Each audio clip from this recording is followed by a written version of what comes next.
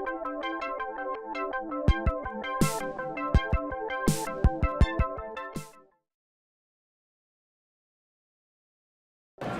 everyone, this is Schleicher from Gaming Trend, and I'm here with Jim Long from Aries Games, and we're going to talk about some upcoming releases that they have. One of the first ones that they have here is Master of the Galaxy, and that was kickstarted not long ago, right? And what's the basic premise of the game? So Master of the Galaxy is a 4X game.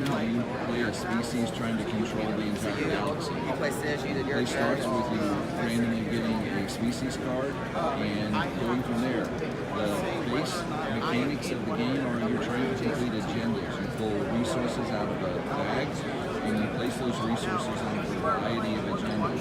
When you actually have enough resources on the agenda to complete it, you get an effect. The effect can be to improve your commerce, to improve your technology, or to actually to engage in war.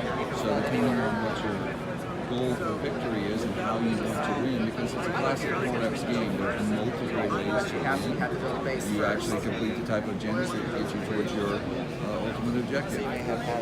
In the meantime, you're creating pathways to new star systems, creating star bases,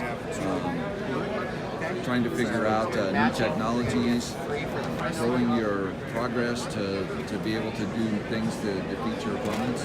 Each race is different, so each race has subtle advantages and things that they're really not very good at. So each game plays very differently depending on where players start, their races, and kind of the progress that they achieve. Okay, and like I see, it looks like the little galaxies out on the board that gets flipped over or something. Do they? So what happens is on the map itself, you start out with 4 players. It's a 4-player game. You start in each of the corners, and as they draw resources, they can build pathways in essence to open new star systems.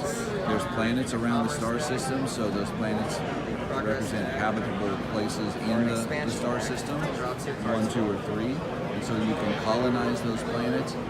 Colonize gives you more resources. Resources lets you complete more agendas. So what those guys are, what's happening right there is they're looking at progress card. And anytime you draw a card, you draw 2, and that's just a basic mechanic of the game. You always get to draw 2 and pick which one you want. If you don't like either, you can just discard both of them and get the top card from the deck. So there's a ton of choice in regard to how you can move forward with your victory goals. Cool. So how long does this game take? Roughly? So I know from proven experience, we can take one person who knows the game, 3 people who've never played before. You can play the entire game in an hour and 10 minutes. Oh wow, that's pretty impressive for a resource gathering game like this, and especially something that's completely asymmetrical, where you have 4 factions that don't have any similarities to it really is well done in regard to it's not a game that just lasts forever and that person can't get that last victory point or can't do that last thing to complete them. There's ways that you can sort of close that gap and ways that you can make it happen really, really fast. And so it's not a game that's going to take you 3 or 4 hours to play. Cool. And when is this coming out? This will be out in August. We're hoping for the first part of August, and so hopefully we'll have it by the first or second week. Okay, and yeah, I think that's everything that I have questions about on this one. A nice little 4X game, and an hour's playtime. That's amazing. Once the conflict's over, you lose.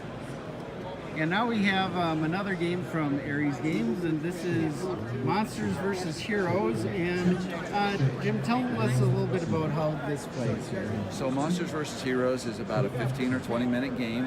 The set allows you to play up to 8 people. It's sold in 2 half decks, and each half deck will take 4 players. So in this case, we've taken a half deck, Victorian Nightmares. This one is, you see an example of the cards. So the creature. Okay. The object of the game is really simple. You're randomly dealt either a hero faction or a monster faction. Once you know what your random faction is, you keep it hidden from the other players.